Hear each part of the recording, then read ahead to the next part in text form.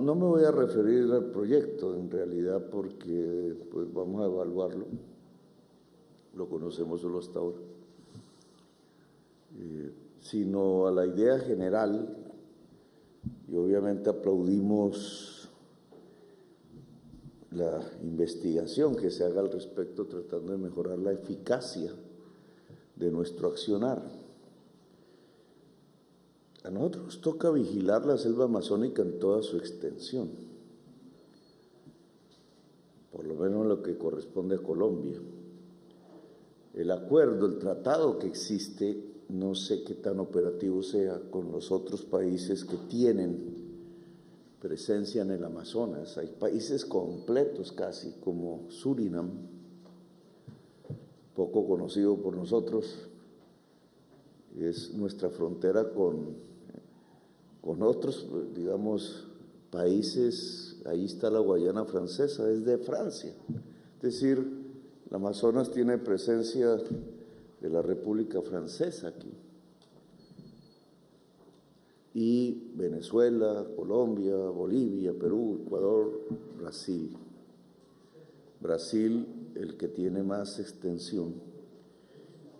Ese tratado hay que volverlo operativo. Hay que esperar un tanto el cambio de gobierno, vienen elecciones ya dentro de un poco en Brasil. Pero una vez pase ese evento, yo creo que Leticia podría convocar un encuentro aquí con la Cancillería. Hay que ver su viabilidad con todos los países que hacen parte de la Amazonía, con la intención, en mi opinión, de volver operativo el acuerdo. El acuerdo es, uno, en primer lugar, rescatar la selva amazónica. Y eso implica un sistema de vigilancia en la selva.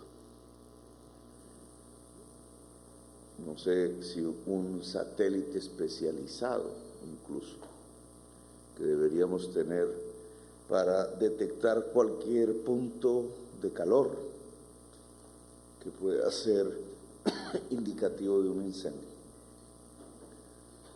Ya veremos las opciones que tenemos al respecto. Lo cierto es que de nada serviría la información si no hay reacción inmediata. A cualquier punto de la selva,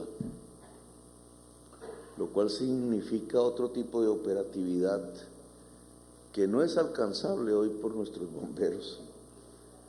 Tendría que ser básicamente de la fuerza pública. Y el mecanismo es aéreo. Hay vehículos especiales, hay helicópteros especiales que pueden cargar, eso tiene un nombre ahí que ya no recuerdo, grandes cantidades de agua que se recogen de los ríos y en una actividad intensa, dependiendo del número de aparatos, y ahí empiezan los problemas, pues podrían apagarse los incendios. Es decir, que tenemos que constituir la primera flota de aviones o de helicópteros capaces de apagar incendios en la selva amazónica, y eso vale un dinero, y bastante. Así que aquí la colaboración internacional se vuelve fundamental. Y variar un tanto la agenda, porque la colaboración internacional en términos de aparatos militares, que aquí habría que discutir si pertenecen al ejército o a la fuerza aérea, es alrededor del tema de las drogas, esencialmente. Y tenemos que variar la agenda porque aquí es esencialmente para salvar la selva amazónica. Es otra agenda. Algunos países se han mostrado interesados en este tema, como Noruega, que me invitó, entre otras, a sobrevolar la selva amazónica, tratando de analizar desde el aire durante varias horas qué es lo que mueve este tema de la quema de la selva amazónica. La mayor parte de esas quemas, hoy por hoy, tienen un factor humano detrás. Aunque en cualquier momento, por la crisis climática, y eso lo han dicho los científicos, la selva se podría quemar por sí misma, y toda. Si eso llegase a ocurrir, como sucede en Australia o en California, pero en este territorio, digamos, la suerte de la humanidad queda echada, porque se acaba quizás la segunda esponja de absorción de CO2 después de los océanos.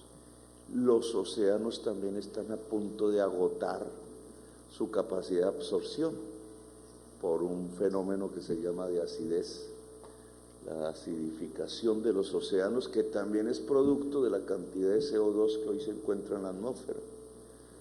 Es decir, la misma crisis climática puede acabar los principales sumideros, las principales esponjas, y ahí no tenemos defensa en el planeta. Incluso a eso se le denomina el punto de no retorno. Hay otros elementos que pueden complicar todo, como que se derrita el hielo de Siberia y salga el metano que hay allí depositado, o el de Groenlandia. Cada molécula de metano es 23 veces más poderosa que una de CO2 en términos de calentamiento global.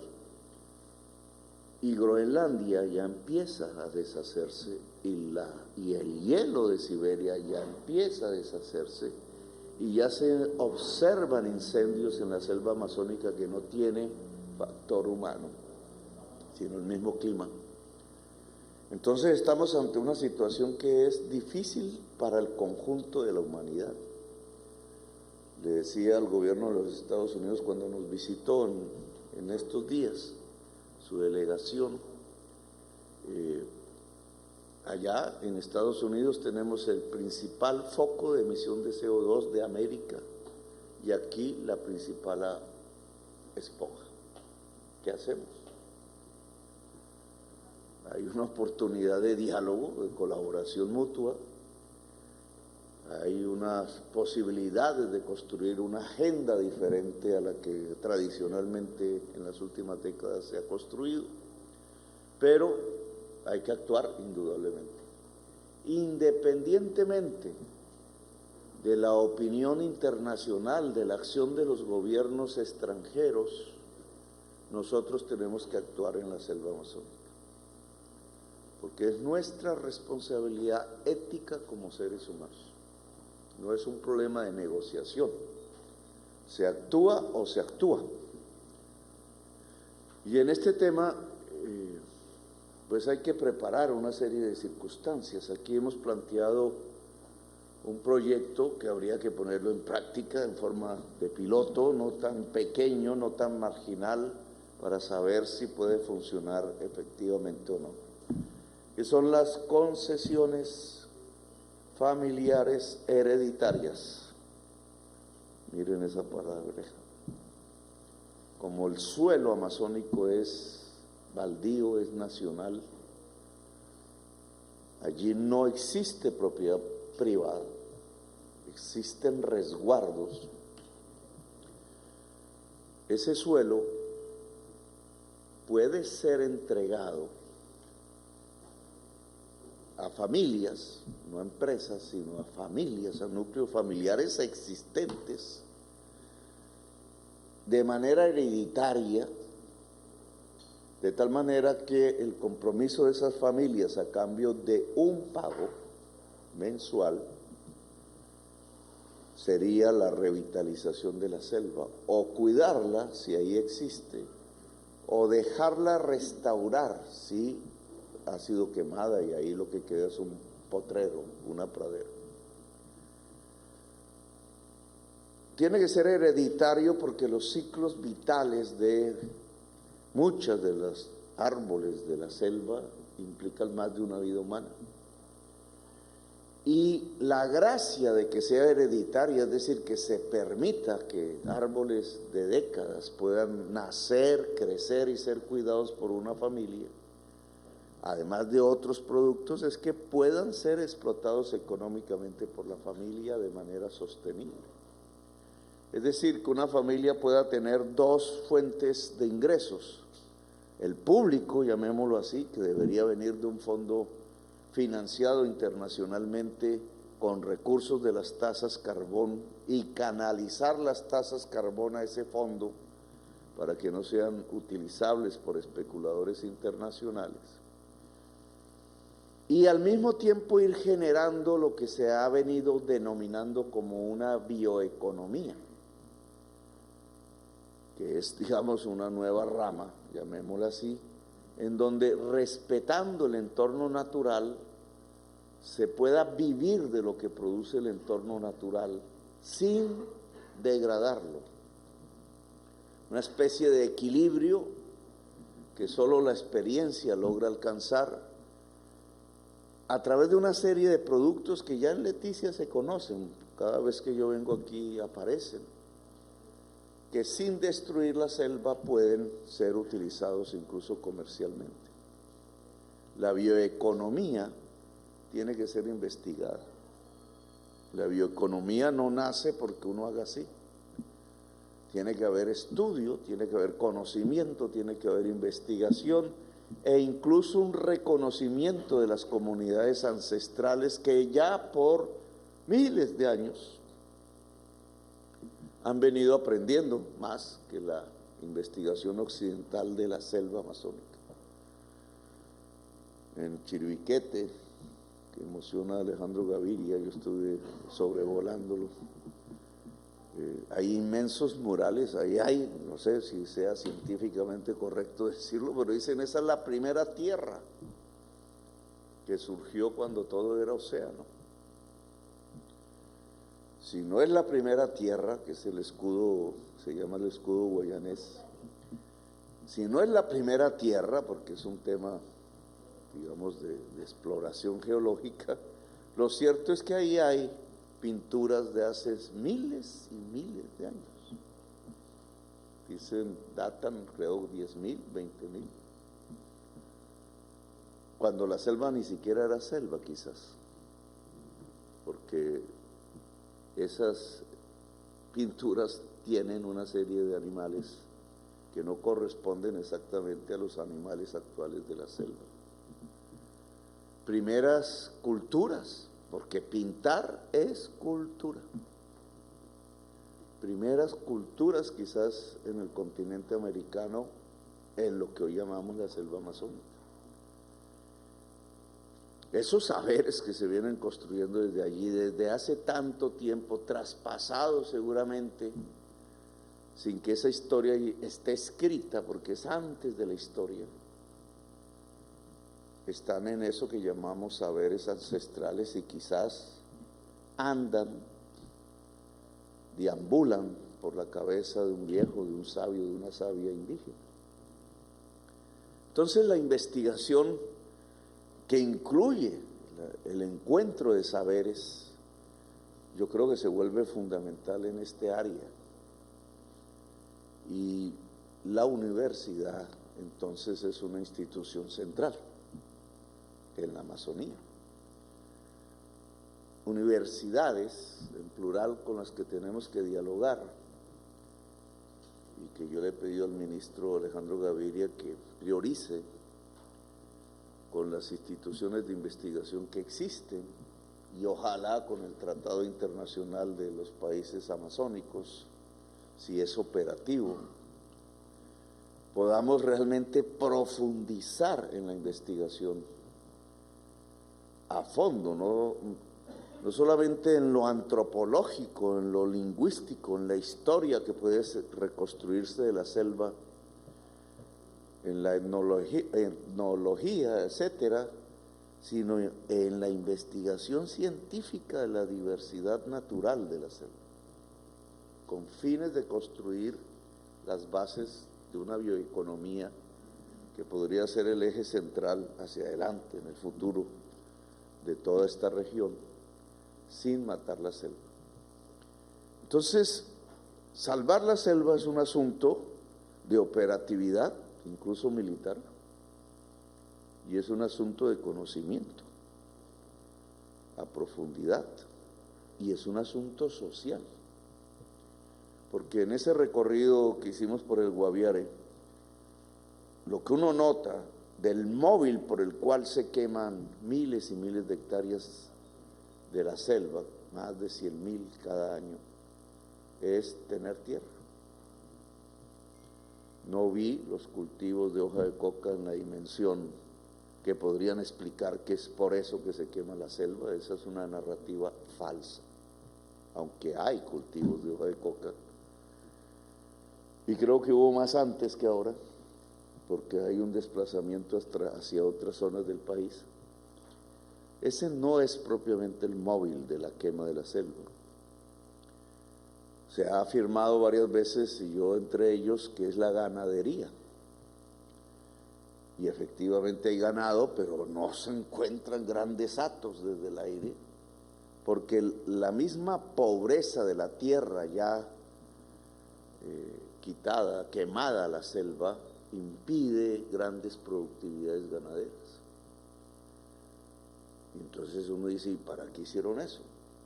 Una cerca, una casa con un techo de zinc, un rancho con una teja de zinc y 5 vacas en 1.000 hectáreas.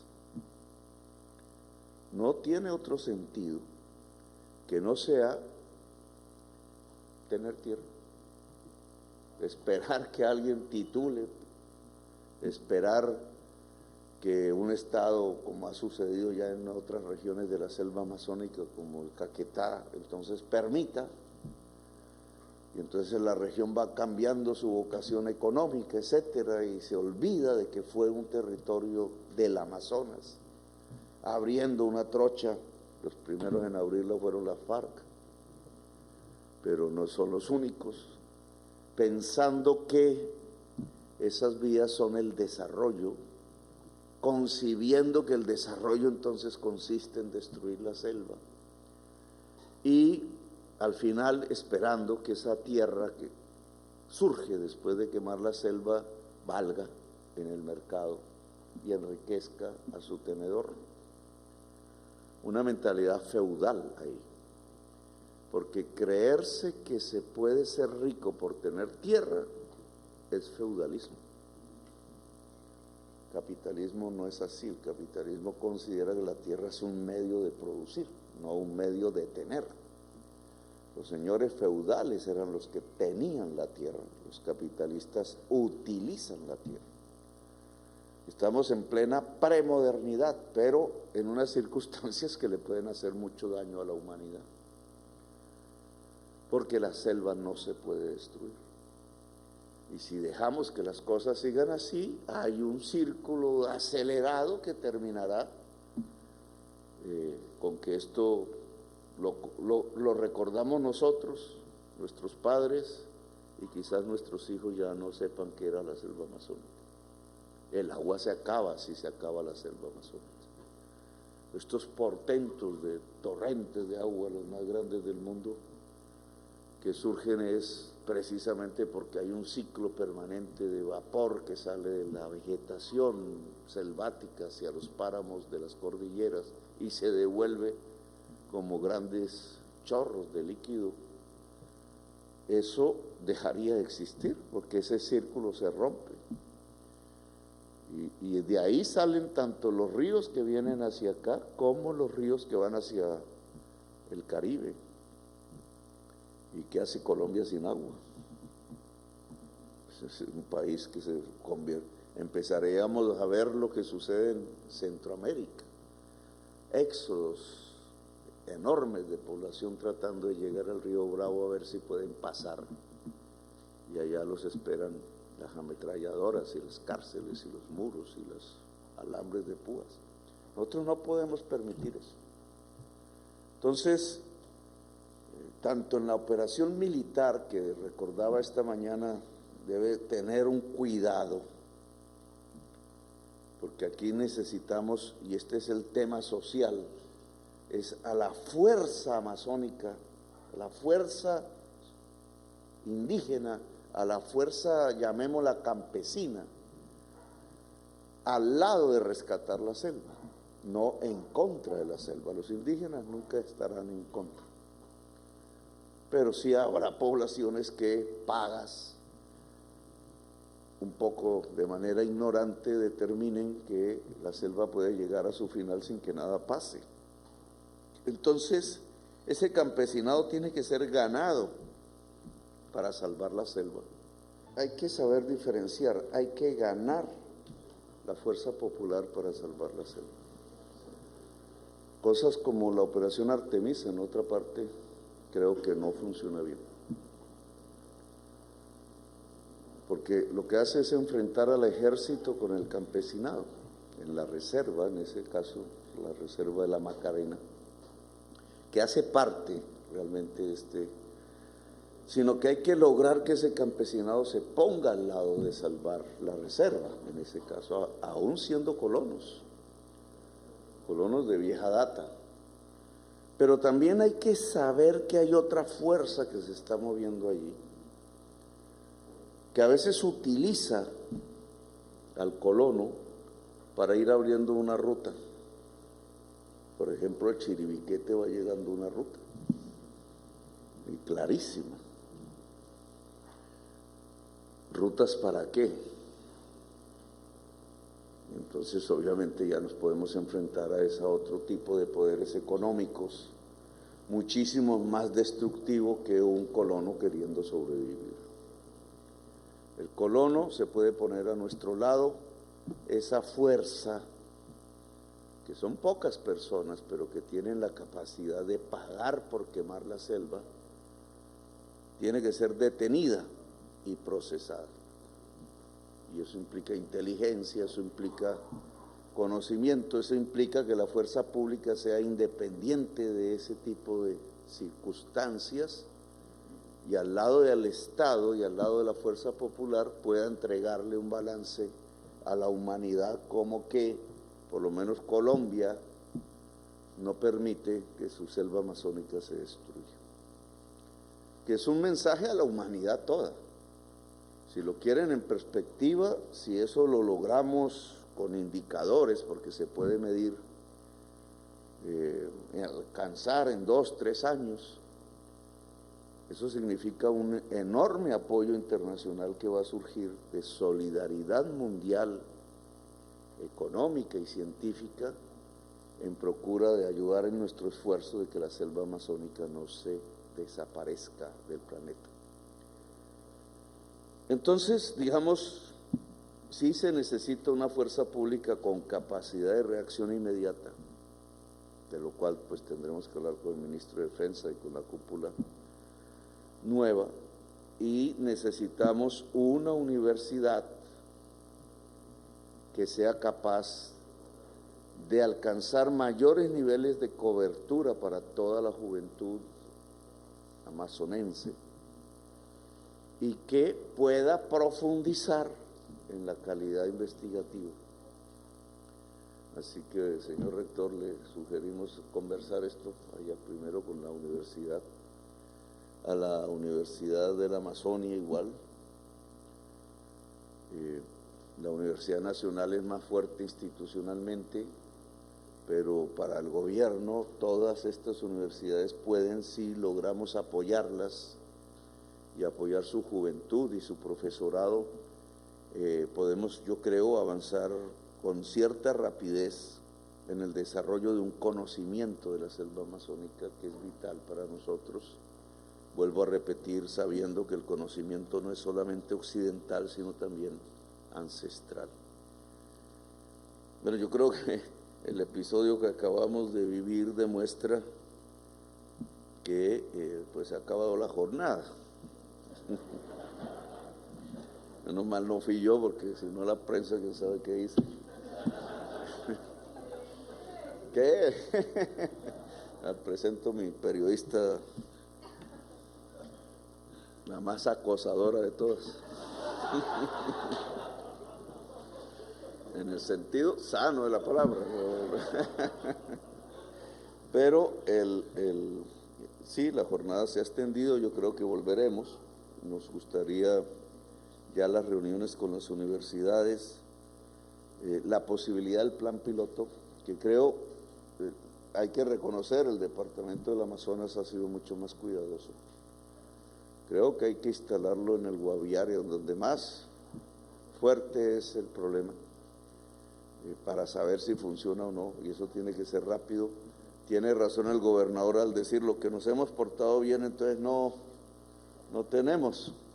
Pero yo creo que aquí el esfuerzo es el de la investigación a profundidad y hacer de Leticia no solamente un centro turístico, que hay que tener cuidado con ese turismo, pero digamos, eso se puede gestionar bien.